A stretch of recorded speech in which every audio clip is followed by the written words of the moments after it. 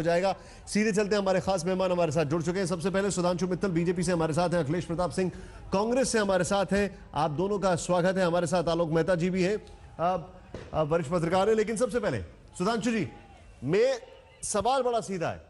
अब ये माना जाए कि बस औपचारिकता बाकी है, शिवसेना और बीजेपी में दूरियां जो हैं वो साफ हो चुकी हैं और कहीं ना कहीं बीजेपी ने एक मैसेज दे दिया है कि हम हमारी बाह मरोड़ने की कोशिश मत करो। निशांत जी, आपसी संबंधों के बारे में मैं इतना क्लिनिकल एनालिसिस नहीं करता हूं, क्योंकि संबंध ऐसे होते हैं जो बड़े नाजुक होते हैं और किस समय कहां मनभेद में मतभेद बदल जाए और मनभेद की जगह मतभेद हो जाए, ये कभी भी हो सकता है। इसलिए जब तक कि चीजें हो ही नहीं जाती हैं उसके बारे में टिप्पणी करना और उसके बारे में एक ऐसी बात कहना वो शायद ठीक नहीं होगा। मैं तो सिर्फ इतना कहूंगा कि हम सितम तेरे हंस हंस के सहे जाएंगे, तू खुदा है तुझे हर बात रवा है यारों। बाकी आज मैं आपसे एक चीज जानना चाहूंगा सुधांशु जी, देखिए बड़ा सीधी सीधी बात है, अभी तो आप कोई सितम नहीं सह रहे हैं। चुनाव में आपके आंकड़े ज्यादा थे, आपने सीधे सीधे अपने कॉल शॉट्स जो है वो कॉल किए, आपके आंकड़े ज्यादा निकले। आपने ये कह दिया कि हम आपकी बार्गेनिंग से कहीं पे हम आपसे बार्गेन करने के मूड में नहीं है। जितने मंत्री हैं, देवेंद्र फडणवीस ने कहा उतने ही मंत्री रहेंगे, इसके अलावा किसी को इंडक्ट नहीं किया जाएगा मेजॉरिटी प्रूव करने से पहले। अभी की अगर बात की जाए तो चाहे वो रैंक की हो कैबिनेट मिनिस्टर की या बात की जाए महाराष्ट्र में बार्गेनिंग की, इसमें कहीं पे भी कोई आप सितम नहीं सहन कर रहे, बल्कि आप सीधे सीधे एक मैसेज दे रहे हैं। मेरा सीधा सीधा सवाल है, शिवसेना कुछ भी कहे, क्या आज बीजेपी इस पोजीशन में आ चुकी है कि शिवसेना से बार्गेन नहीं करेगी, अपने टर्म्स डिक्टेट करेगी? मैं इस स्थिति का मूल्यांकन जो आप विश्लेषण कर रहे हैं उसके साथ इत्तेफाक नहीं रखता। राजनीति में जिसको कहते हैं कोल्ड स्टैटिस्टिक्स जो होती हैं, उससे राजनीति नहीं होती है। उसमें बहुत चीजें सोच समझ के फैसले होते हैं। आपकी विचारधारा क्या है, आपके कार्यकर्ता का मानस क्या है, रिश्ते क्या हैं, बहुत चीजों का जो है मिश्रण होता है, तब कहीं जाके संबंध होते हैं। और संबंध जब विच्छेद होते हैं तो शायद कोई एक कारण नहीं होता, उसमें कुछ ऐतिहासिक कारण हो जाते हैं, कुछ परिस्थिति के हिसाब से जो जिस तरह डेवलपमेंट होता है उसके हिसाब से कुछ मजबूरियां हो जाती हैं। तो अभी मैं इस विषय का खुलासा उसकी वास्तविकता में करूंगा तो शायद ये ठीक नहीं होगा।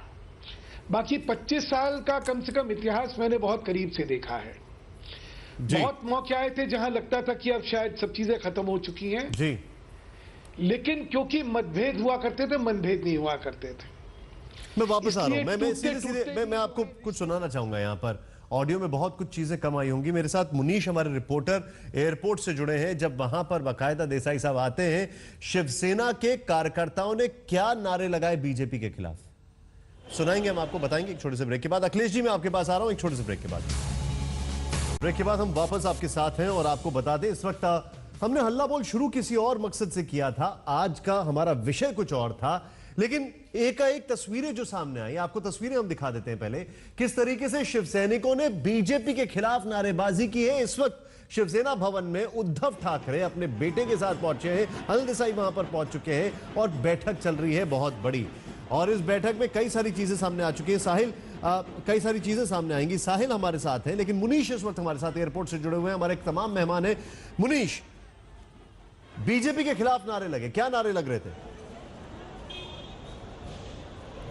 निशांत, जब यहाँ पर अनिल देसाई पहुंचे तो ऐसा लगा कि कोई बहुत बड़ी लड़ाई जीत कर आए हुए हैं। वो यहाँ पर जितने भी एमएलएज आए हुए थे, जितने भी कार्यकर्ता आए हुए थे, साफ तौर पे वो कह रहे थे कि शिवसेना को कभी भी मंत्री पद की लालच नहीं थी और मान सम्मान प्रतिष्ठा के साथ में वो समझौता नहीं करना चाह रहे थे। आज मंत्री पद मिलने के बावजूद भी वो उसके सामने झुके नहीं, और यही वजह थी कि जब यहाँ पर कार्यकर्ता लगभग 500 से ज़्यादा की संख्या में एयरपोर्ट पर कार्यकर्ता थे, 100 से ज़्यादा पुलिस वाले उन्हें संभालने में लगे हुए थे, और जैसे ही वो यहाँ पर पहुंचे तमाम तरीके से यहाँ पर नारेबाजी बीजेपी के खिलाफ में लग रही थी। साफ तौर पे इशारा यही जा रहा था कि बीजेपी ने उनके साथ में धोखेबाजी की है, कहीं ना कहीं उनके साथ में धोखा किया हुआ उन्होंने, और शिवसेना उसके सामने झुकी नहीं, और कहीं ना कहीं वो इशारे यही कर रहा है कि आगे आने वाले समय में शिवसेना और बीजेपी के बीच में ऑल इज वेल नहीं रहने वाला है।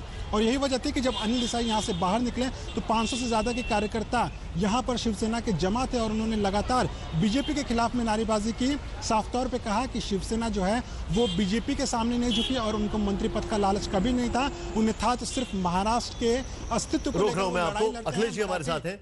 अखिलेश जी, मैं सीधे जानना चाहूंगा, हालांकि आपका जो गठबंधन था वो भी टूटा, आपने भी टफ स्टैंड लिया एनसीपी के खिलाफ, लेकिन ये जो कुछ भी हो रहा है इस पर आपका क्या कहना है? यहां पर ऐसा लग रहा है कि राजनीति सिर्फ बार्गेनिंग का खेल रह गया है। ठीक है, पहले मैं स्पष्ट कर दूं कि एनसीपी से हमने नहीं गठबंधन तोड़ा, उन्होंने ही। ठीक है, कुछ उनकी डील हो चुकी तो दिखा। उस दूसरी बात, बीजेपी का सदैव से चरित्र रहा है, जब से बीजेपी राजनीति में आई है या आरएसएस से आप देख लें, अगर वो सक्षम हो गई तो वो अपने हिसाब से चलती है, किसी तरह का अपने जवान की कीमत नहीं रखती है। चाहे वो मायावती से शुरू करें आप, पंजाब हरियाणा हर जगह हम गिना सकते हैं। वही हुआ इस सरकार में, जब एनडीए के 30 घटकों की सरकार चुनाव लड़ी, संभावना नहीं थी, अपने बल पे सरकार सत्ता में आ गई, तो अपने पार्टी के साथियों और अपने गठबंधन के साथियों बड़ा के आरोप साथ लगा रहे हैं। अखिलेश जी, मैं आपके पास वापस आ रहा हूं, क्षमा चाहता हूं, आपको बीच में रोक रहा हूं, ब्रेक लेना मेरे लिए जरूरी है, लेकिन इस बात को कंप्लीट करेंगे। सुधांशु जी और आलोक जी का रिएक्शन लेंगे कि बीजेपी जिनका साथ लेके आगे बढ़ती है उनका साथ छोड़ जाती है अगर आगे बहुत ज्यादा पहुंच जाती है।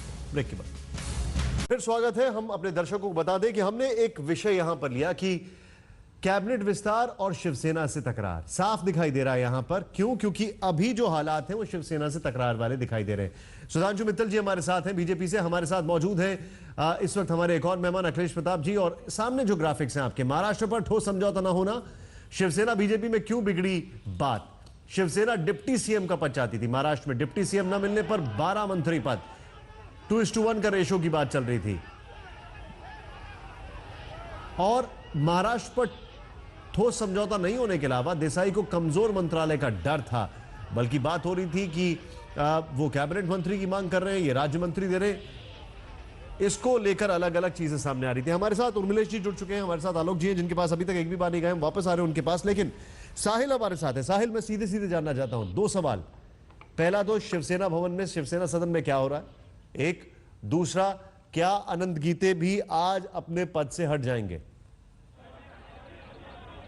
देखिए, अभी कुछ ही देर पहले यहाँ पर हमने आपको तस्वीरें दिखाई कि अनिल देसाई यहाँ पर शिवसेना भवन पहुंच गए हैं और काफी गरमाया हुआ माहौल है शिवसेना भवन के पास।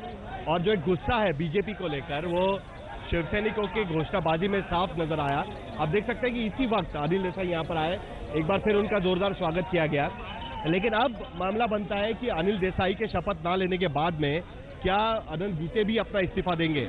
अब इसको लेकर शिवसेना को फैसला करना है, क्योंकि इसके आगे का हर उनका कदम, उनका आगे क्या उनका भविष्य उस पर निर्भर करता है। क्योंकि अगर अब ये फैसला लिया जाता है कि अब विपक्ष में बैठा जाएगा महाराष्ट्र में, तो जाहिर सी बात है कि अनंत गीते को इस्तीफा देना पड़ेगा।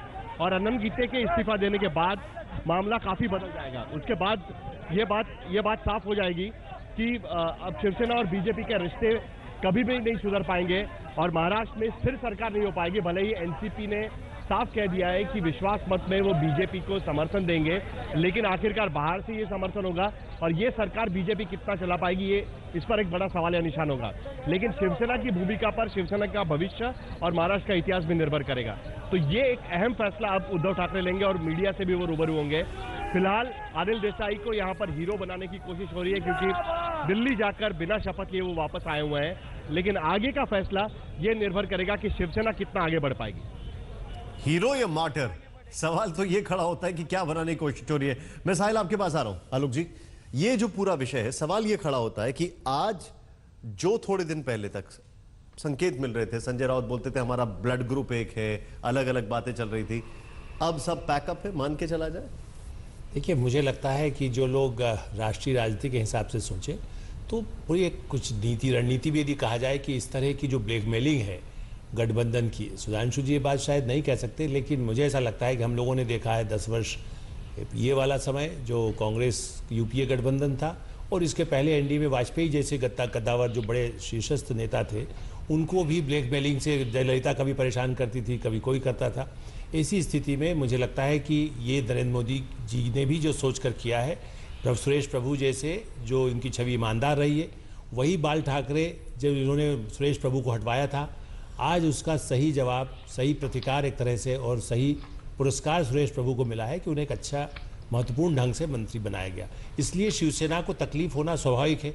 न उनको सुरेश प्रभु का बनना अच्छा लग रहा था और नहीं वो इस तरह से कि 12 मंत्री दीजिए, डिप्टी चीफ मिनिस्टर दीजिए, और हर तरह से जो धंधा जिसका जिक्र मोदी जी ने अपने भाषण में, चुनावी भाषण में किया था, हफ्ता वसूली, शिवसेना के कई लोगों की छवि, मैं नहीं कहता सब लोग एक जैसे होते, उनके अच्छे लोग भी रहे हैं, लेकिन जहां तक ज्यादातर एक छवि उनकी जो बनी वो इसी तरह की रही है। आपने छुटकारा मिलना, आलोक जी आपने एक डायरेक्शन दिया यहाँ पर इस डिस्कशन को। मैं उर्मिलेश जी से पूछूंगा, उर्मिलेश जी, क्या ये आज जो भी कैबिनेट विस्तार में हुआ या जो भी महाराष्ट्र की राजनीति में हुआ, क्या प्रधानमंत्री की तरफ से, क्या देवेंद्र फडणवीस की तरफ से, क्या अमित शाह की तरफ से एक मैसेज दिया गया है और सहयोगी दलों को भी कि जब 25 साल पुरानी दोस्ती में हम ये सब बर्दाश्त नहीं करेंगे तो आप भी थोड़ा सतर्क हो जाएं?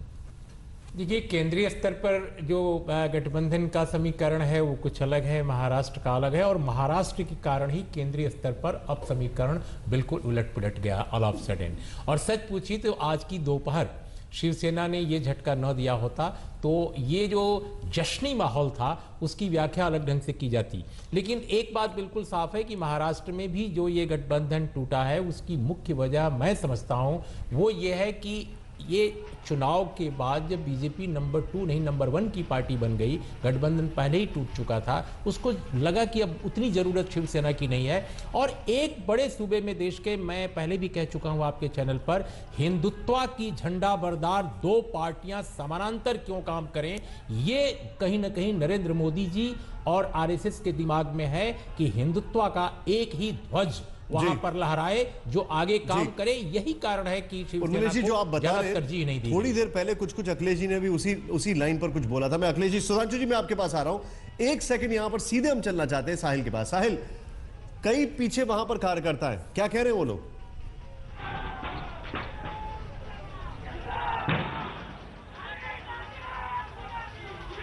साहिल, क्या आप मुझे सुन सकते हैं? आपके पीछे शोर बहुत है और यही शोर मैं जानना चाहता हूं, क्या कह रहे हैं ये लोग? निशान, जैसे मैं कह रहा था कि यहाँ पर माहौल काफी गरमाया हुआ है, लगातार घोषणाबाजी यहाँ पर हो रही है। थोड़ा मुश्किल है क्योंकि भीड़ है जिसके वजह से दिखाना थोड़ा मुश्किल रहता है, लेकिन आप तस्वीरें अगर देख सकते हैं अभी तो साफ नजर आता है कि शिवसेना की जो कार्यकर्ता यहाँ पर इकट्ठा हुआ है अब मन बना चुके हैं कि अब बीजेपी के खिलाफ भी उनको लड़ाई करनी है। चुनाव में जो लड़ाई हुई वो हुई, लेकिन अब बीजेपी के खिलाफ लगातार उनको लड़ाई यहाँ पर करनी पड़ेगी। हमारे साथ कुछ शिवसैनिक यहाँ पर है, उनसे बात करते हैं। आपको क्या लगता है कि अब क्या फैसला होना चाहिए? अब शिवसेना स्वाभिमान के साथ रास्ते पे खड़े उतरेगी और उद्धव साहब जो भी निर्णय ले लेंगे, उद्धव साहब के साथ पूरा शिव सैनिक इकट्ठा होकर खड़ा रहेगा। क्या विपक्ष में बैठना चाहिए? ऐसी बात नहीं, उद्धव जी जो निर्णय लेंगे और सबको पसंद होगा वही असली निर्णय होगा और शिवसेना के लिए अच्छा रहेगा। यहाँ पर कुछ और लोग भी हैं। अभी उद्धव साहब जो फैसला लेगा। बीजेपी आपके साथ कई सालों से एक मित्र पार्टी के तौर पर आपके साथ काम किया था, गठबंधन आपका टूट चुका है, अब सरकार के साथ भी वो रहने को तैयार नहीं है, आपके मंत्री ने आज शपथ भी नहीं ली। आपको क्या लगता है कि क्या करना चाहिए? नहीं, बीजेपी अगर रहने को तैयार होती तो 10-12 दिन थे, 10-12 दिन में उन्होंने कोई फैसला नहीं लिया और शिवसेना को झूलता छोड़ा है। और इस वजह से शिवसेना के अंदर बहुत शिव सैनिकों में बहुत प्रकार से गुस्सा फैला हुआ है और यह गुस्सा आपको अगले आने वाले इलेक्शन में महाराष्ट्र की जनता दिखाए बगैर रहने वाली नहीं है। जी, तो शिवसेना के मन में क्या चल रहा है ये तो हम आपको दिखा सकते हैं, थोड़ी घोषणाबाजी जो चल रही है वो भी हम आपको दिखा सकते हैं। तो कुल मिलाकर बड़ी निकल कर आई है, माहौल काफी गरमाया हुआ है और ये गरमाया। साहिल, मैं आपको रोकूंगा, यहाँ पर 3 बातें आई हैं। अखिलेश जी, मैं आपके पास आ रहा हूं। सुधांशु जी, पहली बात, उस व्यक्ति ने जो कहा आपने सुना, मतलब ये अगर लोअर लेवल पे ये है तो टॉप के लेवल पे क्या होगा इसका अंदाजा लग रहा है। पहली बात उसने कहा कि ये शिवसेना के स्वाभिमान की लड़ाई है, यानी अनिल देसाई को जो एयरपोर्ट पे रिसीव किया गया वो कुछ भी नहीं था, बस ये दिखाना था कि हमारा स्वाभिमान बाकी है, उसके लिए पोस्चरिंग की जा रही थी। दूसरा, शिवसेना को झूठ बोला गया, 10 दिनों से झूठा बोला गया। और तीसरा, आने वाले महाराष्ट्र चुनाव में यानी एक कार्यकर्ता दूसरा कार्यकर्ता, ये तीनों बातों पर फोकस कर रहा है। बीजेपी क्या कहेगी? आपको सीधे तौर पर अगर चुनाव की बात की जा रही है या अगर जो कुछ भी होने वाला है महाराष्ट्र में, आपको जिम्मेदार ठहराया जा रहा है? निशांत जी, जब संबंध विच्छेद होते हैं तो बहुत कुछ कहा जाता है। इसलिए जो कहा गया है और जो नीचे के कार्यकर्ता कह रहे हैं उनके बारे में कोई प्रतिक्रिया देना मुझे लगता नहीं गंभीर राजनीति का नहीं सर, लेकिन एक मिनट सर, आपने कहा संबंध विच्छेद होते तो बहुत कुछ कहा जाता है, लेकिन अगर प्रधानमंत्री के लिए अपने एडिटोरियल में कुछ कहा गया तो उस पर तो सबने रिएक्ट किया था। मैं अब आपको दो चीज, अभी मैं इससे पहले अखिलेश जी का भी सुन रहा था, वो हमारे चरित्र के बारे में बात कर रहे थे। वैसा एक कहावत है कि जिनके खुद के घर शीशे के होते हैं वो दूसरों पे पत्थर नहीं मारते। अखिलेश जी, 2009 में लालू जी के साथ आपने क्या करा था, हमें सबको ध्यान है। आपने डीएमके के साथ क्या करा, आपने ममता के साथ करा, पता है एक फहरिस्त बहुत लंबी है, तो कम से कम आप तो ये सब ना बोलिए। आप एनसीपी को जिनके नंबर ज्यादा थे उनको सीएम नहीं बनने दिया महाराष्ट्र के अंदर, उसके बाद आप हम पे तोहमतें लगाते हैं, ये भी कमाल है। क्योंकि भाजपा का इतिहास आप हमेशा याद रखिएगा, हम लोगों ने हमेशा कोशिश करी है कि हमारे सहयोगी दलों के साथ हम लेके चले, क्योंकि हिंदुस्तान की राजनीति में ध्रुवीकरण होना एक अलग बात होती है, लेकिन गठबंधन की राजनीति भी एक सत्यता है, और ये सत्यता कम से कम भाजपा बड़ी अच्छी तरह पहचानती है। हम उड़ीसा में रहे, हमने डीसीएम कभी नहीं मांगा, कोशिश थी लेकिन नहीं दिया। हम बिहार में रहे। अखिलेश जी, मैं एक क्विक रिएक्शन लूंगा अखिलेश जी का। अखिलेश जी, आपका रिएक्शन इस पर। देखिए, जब हमारे पास ताकत थी तो हम एक व्यक्ति की दल को भी सम्मान के साथ मंत्रिपरिषद में रखे, कभी उस पे अपने ताकत का एहसास करा के उसे अपमानित नहीं किए।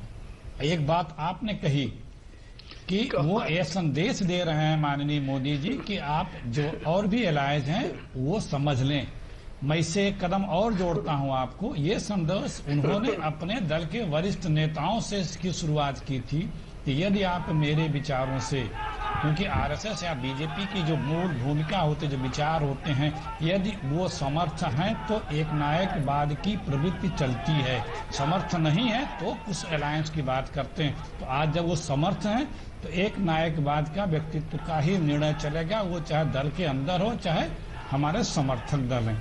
तीसरी बात, चुनाव के पहले से लेकर के अब तक जितने भी एपिसोड शिवसेना या बीजेपी में हुए हैं, शिवसेना की तरफ से एक ऐसी तार जुड़ी हुई थी जिससे एक उम्मीद की।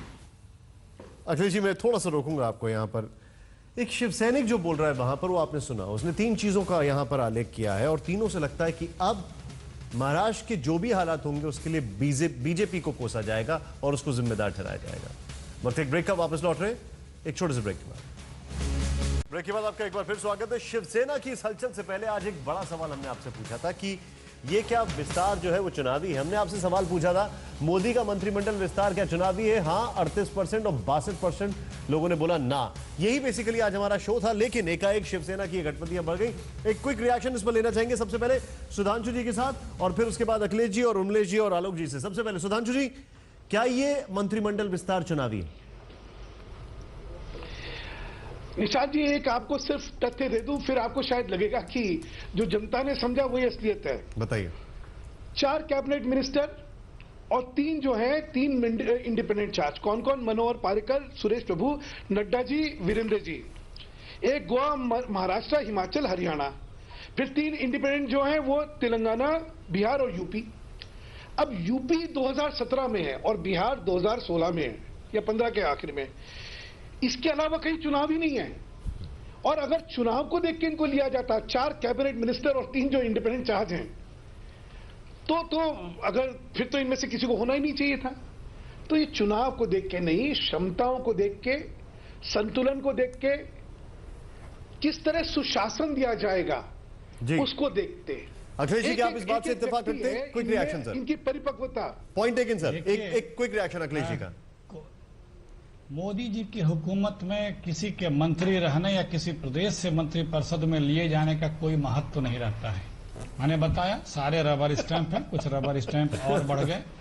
जो सरकार कहती थी, जो पार्टी कहती थी मिनिमम गवर्नमेंट मैक्सिमम गवर्नेंस, और जब 40 का मंत्रिपरिषद बना था तो सारे लोग गला फाड़ के ही कह रहे थे कि देखिए कितना छोटा, कितना गंभीर, कितना वजनी मंत्रिपरिषद बनाया और मंत्रियों को एक कोई अधिकार नहीं स्टाफ रखने का, फाइलें भेजने का। और अभी भी ये है, दिख रहा है कितने ऑर्गेनाइजेशन को योजना आयोग आपने जो पॉइंट रेज किया अखिलेश जी, आलोक जी क्या कहेंगे आप इसमें? क्विक रिएक्शन आपका। तो इस विस्तार मेरा ऐसा मानना है, जी पॉइंट देखें सर, एक मिनट। हाँ रानी, मेरा ऐसा मानना है कि चुनावी राजनीतिक पार्टी का यदि प्रधानमंत्री है तो वो कोई चुनाव को, वो 2016 का चुनाव हो, 17 का हो, 19 का हो, 2024 का भी हो, उन्होंने एक बड़ा एक रोड मैप वो बनाते हैं। और वो मैं ऐसा मानता हूं कि नरेंद्र मोदी संगठन के आदमी रहे हैं, तो उन्होंने जो सुधांशु जी करे चुन चुन करके लोग रखे हैं जो किन राज्यों में क्या हो सकता है और राष्ट्रीय राजनीति में उसका क्या छोटा सा रिएक्शन उर्मिलेश जी आपका। नहीं, देखिए, चुनावी दृष्टिकोण अगर कोई नजरिया रख करके गठन करता है, इसमें कोई बुराई नहीं है। मैं नहीं समझता कि ये राजनीति है, साधु संतों का की जमात नहीं है, वो तो होना ही चाहिए। लेकिन इसमें एक बड़ी बात है कि इसमें एक महसूस किया गया होगा कि एनडीए के जमाने में, यूपीए 2 के जमाने में, यूएफ के जमाने में जो बहुत कद्दावर अनुभवी नेता हुआ करते थे राजनीति में, प्रशासन में, उतने अनुभवियों की संख्या शायद कम थी। इसलिए मनोहर पारिकर और सुरेश प्रभु जैसे लोगों को लाया गया प्रमुख मंत्रालयों में बैठने। दूसरी जो बहुत महत्वपूर्ण बात, जो एक लाइन में मैं जोड़ूंगा, कि देखिए इसमें सोशल इंजीनियरिंग जो है यूपीए 2 के मुकाबले ज्यादा डोमिनेंट है। सोशल इंजीनियरिंग ज्यादा डोमिनेंट है। और तीसरा, कुछ बड़े मंत्री जो बड़े अच्छा काम कर सकते थे, उनको इग्नोर किया गया है। यहां पर मैं आप सबको शुक्रिया कहना चाहूंगा, बहुत बहुत शुक्रिया, आपने हमारे लिए समय निकाला। लेकिन हाँ,